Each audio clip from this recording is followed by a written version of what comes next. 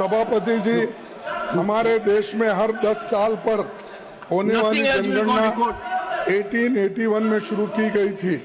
तमाम आपात हालत, युद्ध और दूसरे संकट आए, लेकिन ये काम जारी रहा।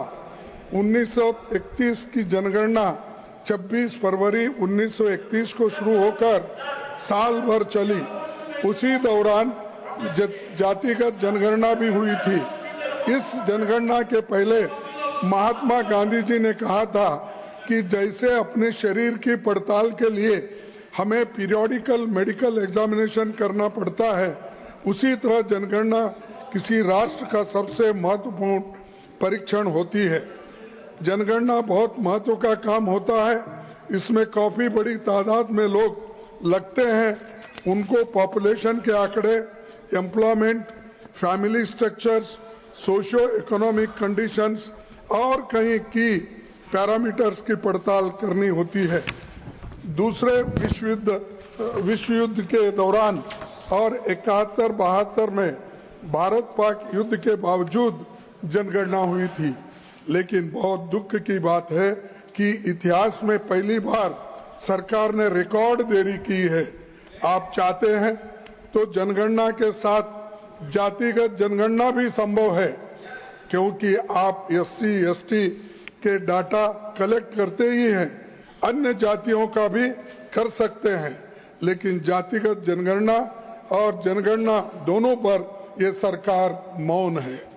दुनिया के 81% देशों ने इस बीच में कोरोना के बावजूद सक्सेसफुली जनगणना का काम पूरा कर लिया है। भारत में जनगणना कब होगी, साफ तौर पर कुछ कहा नहीं जा रहा है। इस साल बजट में केवल 575 करोड़ रुपए का आवंटन है। इससे लगता है कि सरकार जनगणना कराने से बचना चाहती है और जनगणना में देरी को दूरगामी परिणाम होते हैं।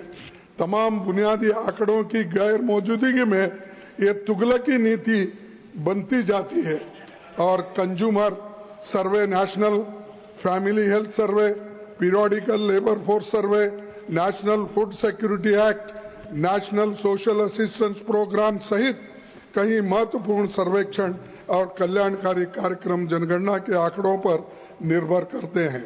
लंबी देरी के कारण लाखों नागरिक सरकारी कल्याणकारी योजनाओं के पहुंच से बाहर हो चुके हैं।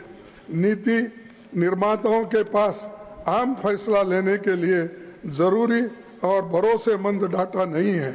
लेटेस्ट और सटीक जानकारी के बिना आप कोई नया काम ठीक से नहीं कर सकते। इसीलिए मैं सरकार से निवेदन करता हूं कि तत्काल जनगणना का काम शुरू हो और जाति जनगणना और जनगणना दोनों भी जल्दी कराना चाहिए। मैं आपसे निवेदन करता हूं।